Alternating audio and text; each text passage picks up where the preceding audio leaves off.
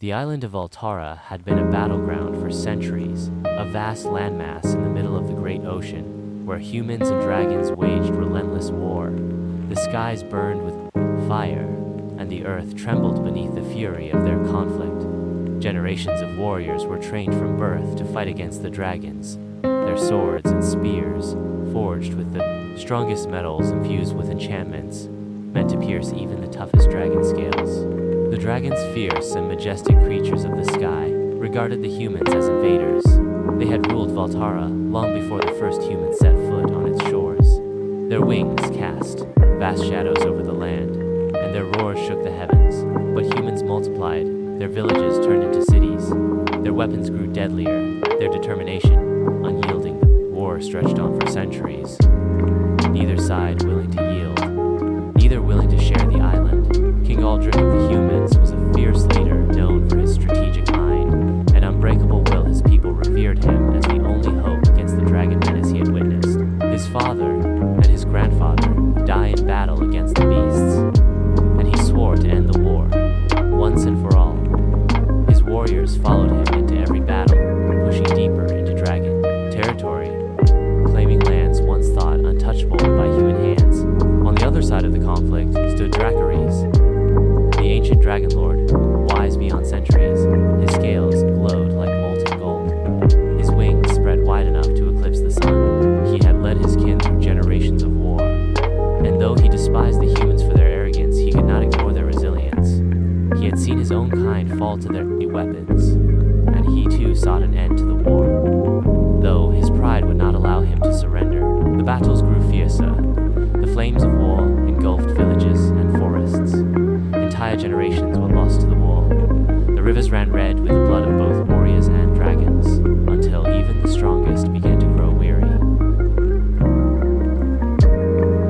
Legend spoke of a time when dragons and humans coexisted in harmony, but those days were long forgotten, buried beneath centuries of hatred and destruction. The final battle came on the fields of Eldoria, the last stretch of land untouched by human hands, a sacred ground for dragons, where the elders rested. The warriors of Aldrich clashed with the dragon forces. The sky turned dark with the smoke of burning villages. The ground cracked with the force of battle, but neither side could claim victory for every human that fell.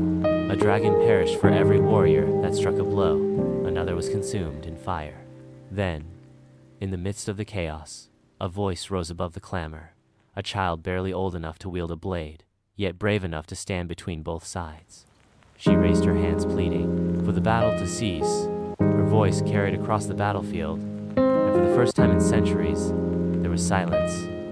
The warriors hesitated, the dragons ceased their fire, and in that moment of quiet, a realization settled upon them all. The war had taken everything, their homes, their families, their land. It had turned their island into a graveyard of endless conflict. They had fought for so long, they had forgotten why it had begun. They had forgotten what peace felt like. King Aldrich lowered his sword. Dracarys folded his wings, and with a single glance they knew the truth. Neither side would ever truly win. If the war continued, a meeting was held beneath the great moonstone, the sacred rock where the first dragons had taken flight. Aldrich and Dracarys spoke as leaders, not as enemies.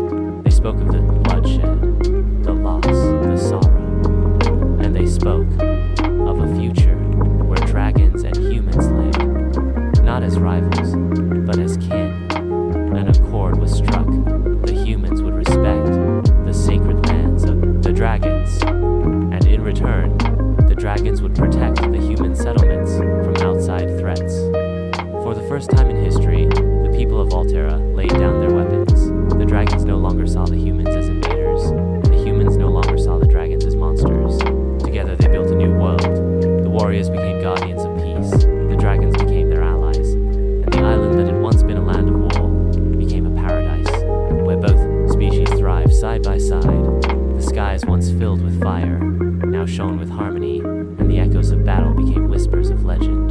Years passed, and the island of Valtara flourished. The once barren fields of Eldoria bloomed with life. Humans and dragons worked together, crafting cities that rose like mountains, with dragon-forged stone and human crafted craftsmanship. The skies were no longer places of war, but paths of harmony, where dragons carried humans across great distances, warriors trained, not for battle, but for protection, standing side by side with their dragon companions. A council was formed consisting of both humans and dragons, where decisions for the future of the island were made in unison. Old grudges were slowly forgotten, replaced with new traditions that celebrated the unity between the two races. Elders spoke of the Great War, not as a tale of destruction, but as a lesson, learned a reminder that peace was not given but earned through understanding and sacrifice. On the anniversary of the treaty, a great festival was held, where the skies lit up with brilliant lights. Dragons soared in choreographed displays, while humans sang songs of unity. The once divided species now danced together under the moonlight, a testament to the hard-fought peace that had been achieved. And as the young children listened to the tales of war, they did not see enemies in the stories, but rather the path that had led them to the world they now cherished. Thus, Voltara stood as a beacon of what was possible, a place where the scars of war healed, and a new age of prosperity flourished, where dragons and humans no longer saw themselves as separate beings, but as one people bound by the island they called home.